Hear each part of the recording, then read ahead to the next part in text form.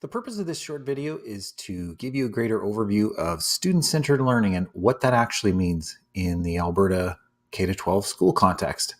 It's a term we often hear. Some people kind of think of it as providing students with voice, choice, which, what does that even really mean? Some people kind of assume that it means providing different things for different students, which is kind of on the right track, but are we actually writing 25 different lesson plans for all our students? Not really. So the goal of this video is to help flesh that out, really help you understand what that means.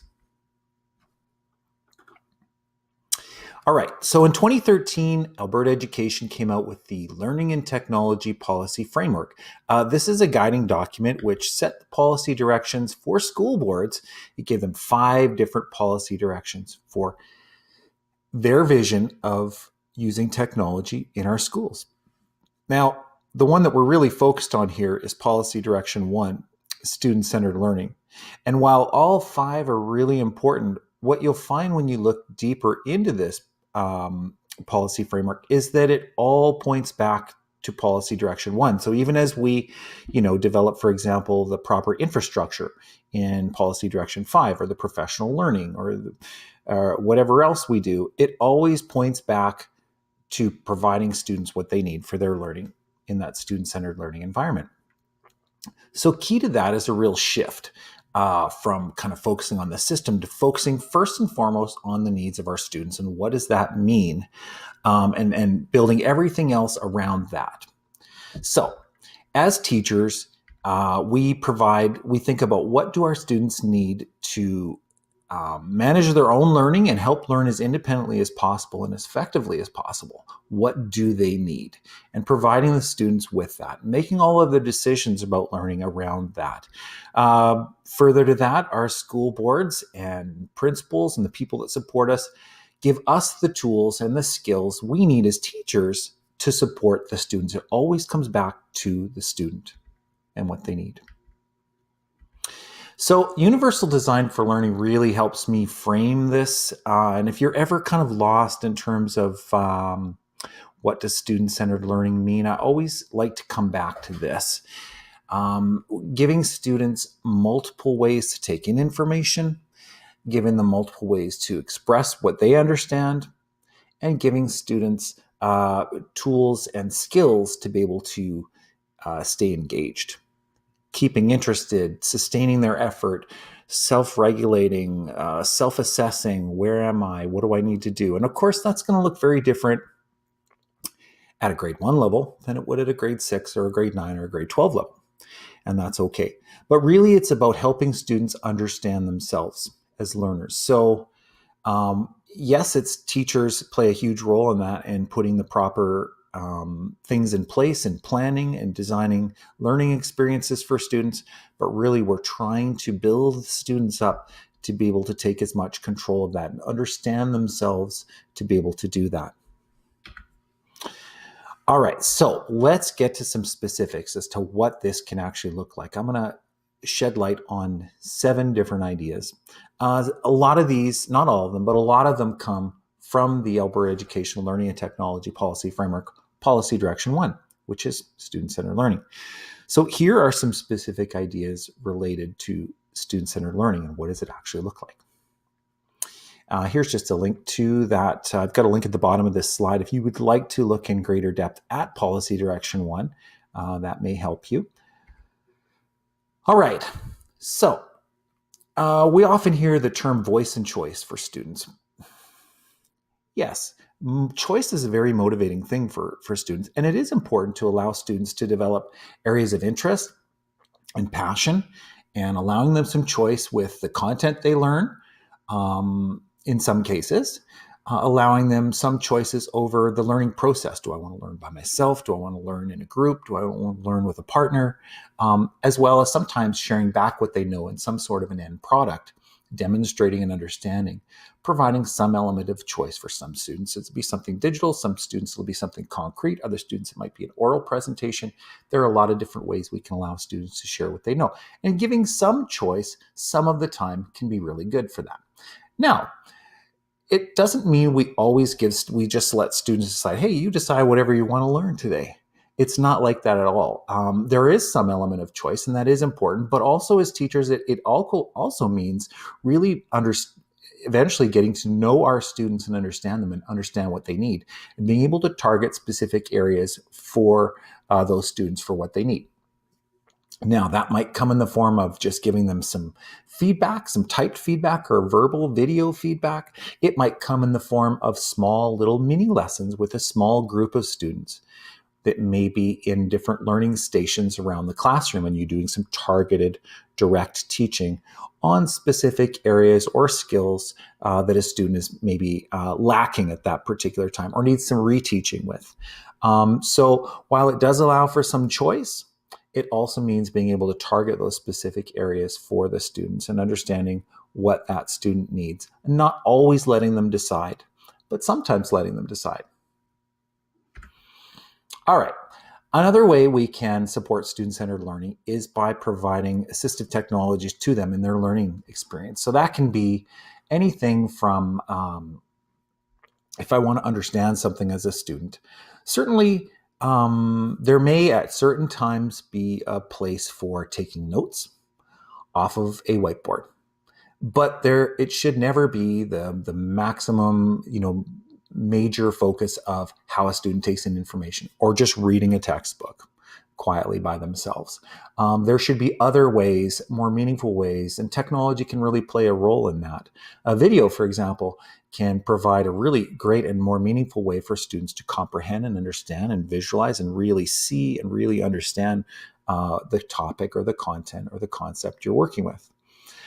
Similarly, providing tools like voice dictation for writing, removing some of the barriers to being able written communication through your voice. We're going to uncover this in subsequent weeks.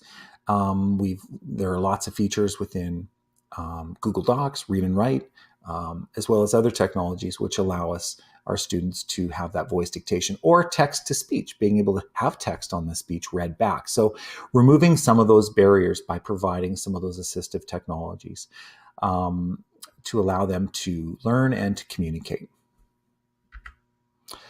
Another way to really create that student-centered learning environment is to purposely have students develop these competencies. Now, these are competencies as identified by Alberta Education. You'll see it in the Learning and Technology Policy Framework, but you'll also see it, generally speaking, throughout Alberta Education's work in their new curriculum that they're developing.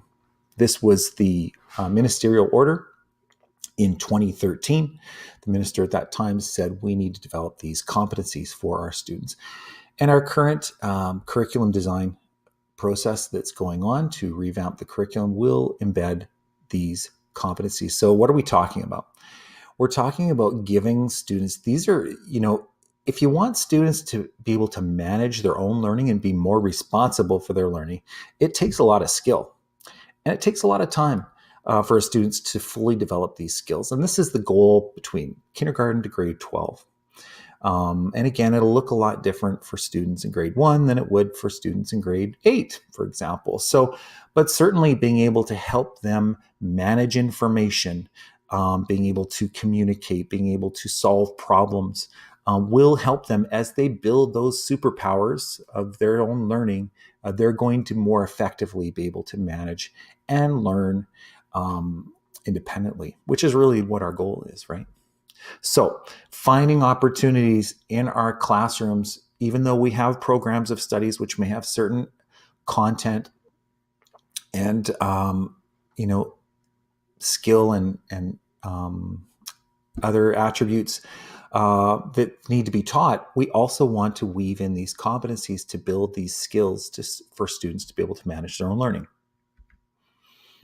All right, so another area of student-centered learning with technology really involves developing digital citizenship skills with students. Now, some people will teach these skills independently as little mini lessons, and other people will also use it as a contextual base. Something will come up in class and, oh, can we really verify, finding and verifying information? Can we verify that this information is correct? Or are you making sure you're not sharing too much personal information in that privacy and security area? So I encourage a bit of both. Definite, purposeful instruction of these digital citizenship skills. And there are a lot of really good programs out there. Media Smarts has a really great one. Google has a really good one as well. So there are some great digital citizenship lesson resources out there to be able to purposely teach students. So as students are learning with technology, it's really important that we're giving them the skills to be able to manage their own information, making sure that they're representing themselves appropriately online, that they're being kind and they're being communicating respectfully to others, and that they're being treated respectfully as well, that their privacy is being considered, not sharing too much, that the information that they are finding is accurate, and that they're using technology in ways which will help others, will help themselves, and make them feel good, and be able to be creative. So those are really important skills to teach students. And as I mentioned, there's a great program that Google offers called Be Internet Awesome. There's also the mediasmarts.ca. There's a link here to some great ready-made digital citizenship resources, which I encourage you to check out and use in your teaching. All right. So another element of student-centered learning is really giving them the opportunity to share what they know and demonstrate understanding by creating media or creating, being able to demonstrate in some way. It may or may not include technology all the time. And there are lots of tools out there, right within G Suite, within Office 365, iPads. There are a lot of different technologies, as well as third-party tools and applications to be able to create and share what they know. And again, it may or may not involve technology. Sometimes it may include hands-on materials or even electronics, robotics, paper, fabric. I mean, there's so many different ways for students to demonstrate what they know. And part of that student-centered learning really involves them taking a bit of ownership and then having opportunities to share that in meaningful ways with their peers, with their families, with their teacher, with others. All right, so another really important element of student-centered learning, because we're giving students more responsibility for their learning, they need to have, as I mentioned earlier, some of the skills in place to be able to do that. So helping them monitor their own learning. This is really tough for kids a lot of the time. And in some cases, it's difficult to teach students, but it's really a good goal to strive towards. Right from the early grades on up, building slowly at an age-appropriate level these excellent self-monitoring skills. So that can come through giving them feedback on their learning and sort of where they're at in the learning process related to some of the goals you have. For example, if you have, particular grade level outcome, how are they doing with respect to that outcome? How can they improve? And giving them specific targeted feedback will give them the information they need, will give them the knowledge they need to then build on that. Teaching them goal setting. It's really a great skill to develop at a young age as they move up to the grades, being able to develop goals that make sense to them, learning targets that are realistic and they're attainable and specific, and then helping them track their own progress towards those goals. Again, these are difficult things for kids to learn, but very important, and it's one element of a student-centered learning environment.